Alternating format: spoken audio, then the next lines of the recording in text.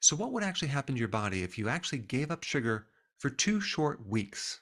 And I know a lot of people will tell you that the trend for eating sugar is a lot less than it was before. And so how can that account for all of our health problems? Well, you're about to find out. But let's first dive into the benefits of what would happen after just 2 weeks of not eating sugar. The first thing you would notice is your face would be less round, okay, less puffy. I used to have kind of a puffy, roundish face. Now, it's not a full blown moon face, but it was definitely rounder and it wasn't as thin as it is now. So the shape of your face will change because you're going to have less fat in your face. Number two, you're going to notice less puffy eyelids. You can always identify how much sugar someone's consuming by looking at how puffy their eyelids are. In fact, I had puffy eyelids for many years. I didn't know what it was. But after I get rid of the sugar, that puffiness went away. Number three, your midsection, your belly fat will reduce. Too much sugar converts to excess liver fat, which then spills over into your gut, the fat around the organs, giving you belly fat. So belly fat is a really good indication that you're eating too many carbs. Number four, your cravings for carbs will go down to zero. You just will not want carbs anymore. But even a little bit of sugar here and there will keep that craving persisting to the point where it's going to be really hard to give it up. This next one, number five, your hunger is going to go way down. You're not going to be hungry all the time. You're going to feel satisfied, which is going to be huge if you want to stick to any type of plan. It's torturous to crave things and be hungry all the time when you're trying to lose weight. So sugar increases insulin, and insulin makes you hungry. The next one is your mood is going to greatly improve. If you were depressed before, if you had anxiety before, you're probably going to be a lot calmer. You're going to feel more up. I remember getting a success story from this gentleman who was very, very depressed to the point of suicide. In fact, he wanted to kill himself. So he locked himself in his room and he stopped eating everything. So he was doing a fast. And of course, when you're fasting, you're not eating any sugar and your body's in the ketosis. And so by the third day, he felt wonderful. His depression went away. And so intermittent fasting or fasting and lowering your carbs create a similar effect. Number seven, your attention will be much, much better. I remember when I was on a high carb diet, boy, did I have brain fog. I had no idea that it was coming from all this sugar. I didn't make the connection until one day I decided to give up the sugar. And it was like someone took this brain fog helmet off of my head and I finally actually can think. Number eight, your fluid retention will go away. I used to have it. I can press my finger into my ankles and it would leave a dent. That's pitting edema. I had that. I had no idea that was all the sugar that I was consuming. Sugar retains fluid. And this relates to the next point as well. Your eyes are going to improve, your kidneys will improve, your arteries will improve, and your nerves will get better because those are the four tissues that higher amounts of sugar will affect. And when it comes down to the eye, you can gain more fluid into the eye, increasing your risk for glaucoma when you have high amounts of sugar in your blood. Because think about this, if you have this concentrated sugar in your blood, well, it pushes off into other fluids like in your eye, as well as in your lens of the eye, which can lead to cataracts. Number nine, your pain and your inflammation will go down considerably. Boy, it's not until you reduce your sugars that you'll realize how much of that was contributing to either arthritis or inflammation or pain in your body. Until you eventually give it up and you're going to be amazed how much less inflammation you have in your body. Number 10, your bloating, your abdominal pain will go down. But I had years of bloating and gallbladder problems and abdominal pain from eating so much sugar. Number 11, your sleep will be much better. I remember one time when I had really bad sleeping problems when I was consuming a lot of carbs.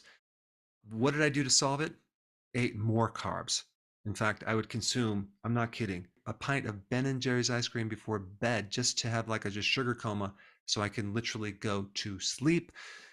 Little did I know that made things worse. I started having restless leg syndrome, wake up in the middle of the night.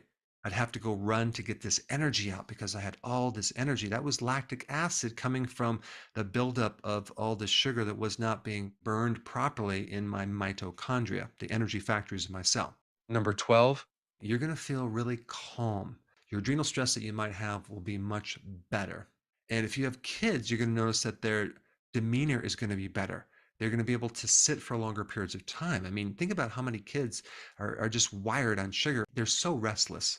And one of the reasons is because all this sugar depletes you of B1, which will give you the symptom of nervous tension. If you want to see a really dramatic effect, if someone has nervous tension or is just built up of stress, just give them some B1 and watch within 3 minutes. They're just going to feel nice and calm. Number 13, you're going to notice your skin is going to be much, much better. Not just improving acne, but also dry skin, excessive oily skin. The overall color and tone of your skin is going to be much healthier. So those are some of the benefits. But check this out. I don't know if you've ever heard this before. There is something in the majority of the population's diet that is creating a sugar-like effect. It's something that's not sugar, but it acts like sugar. But it not just acts like sugar, it acts worse than sugar. And we're talking about refined starches in certain food products, if you want to call it that. They're basically classified under ultra-processed foods, aka junk foods. Let's take a look at, used to be my favorite, right? So if we look at the ingredients, this has dried potatoes, vegetable oil, okay, it could be cottonseed, corn, or soy, or sunflower. And then it has corn flour, okay, corn starch, rice flour, maltodextrin. So all of those are refined starches. So in other words, maltodextrin, modified cornstarch, modified food starch, dextrin, basically are not sugars, but they have a huge effect on your blood sugars. Maltodextrin has an effect on the glycemic index between 110 and 136. I mean, glucose is 100. Table sugar is 65. So you can see it's like way worse than sugar, but it's not really a sugar. If we take a look at the total carbohydrates, it's 16 grams. The total sugars, zero sugars. So you might be saying, wow, that's great. It's no sugars, it's just carbohydrate. But this is going to turn into sugar so fast and raise your blood sugars. So this 16 grams really is 4 teaspoons of sugar. And that is just 1/5 of this. Okay, so it's like it's probably a stack of those chips about this big right here. Has 4 teaspoons of sugar. You can imagine if you consume the whole thing, which I used to do without any hesitation, that you're dumping a lot of sugar into your body, but it's not listed as sugar. So when I talk about getting rid of these sugars for 2 weeks, I'm talking about also the starches. But I want to show you one last thing, okay? It's with this cereal right here. It used to be one of my favorites, right? Fruity Pebbles, okay? And I want to show you how much sugar that's in here. First, starting with the actual sugar itself, okay? The sugar that's labeled there. 1 cup of Fruity Pebbles, okay? That's about 4.5. But if we add the starches that turn into sugar, because they're really sugars in reality, because they create a much more damaging effect, we have to add 4 more teaspoons, okay? Actually 5 more teaspoons. So that gives us a total of 9 teaspoons per cup.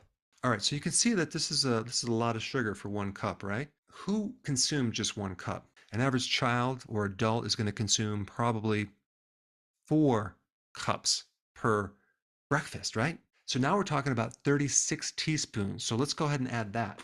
Okay, I'm not even at 36. I think you get the point. That's a lot of sugar for your breakfast. I found this one right here. It's called the Granola Bakery Keto Granola Cinnamon Pecan. Now, check out the ingredients of this. Pecans, almonds, dried coconut, sunflower seeds, pumpkin seeds, chicory root fiber, erythritol, coconut cream, coconut oil, cinnamon, monk fruit juice concentrate.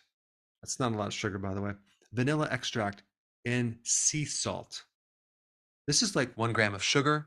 Now, it does have 8 grams of carbs, but it has 5 grams of fiber. So if you deduct that, that is a 3-gram net carb with 1 gram of sugar. And this is not ultra-processed food, so it's not going to turn into sugar really fast. We're talking like 1 gram of sugar. If we compare that to this one right here, 1 serving size, 150 calories roughly. This is like 36 grams of stuff that turns into sugar. This is 1 gram So let's see, 36 to 1. Let's see which one I'm going to pick here. Now, if you'd like to find out exactly what diet you should do to make this easy, I put a link down below so you can download the plan, get started, and start experiencing the massive benefits of avoiding sugar.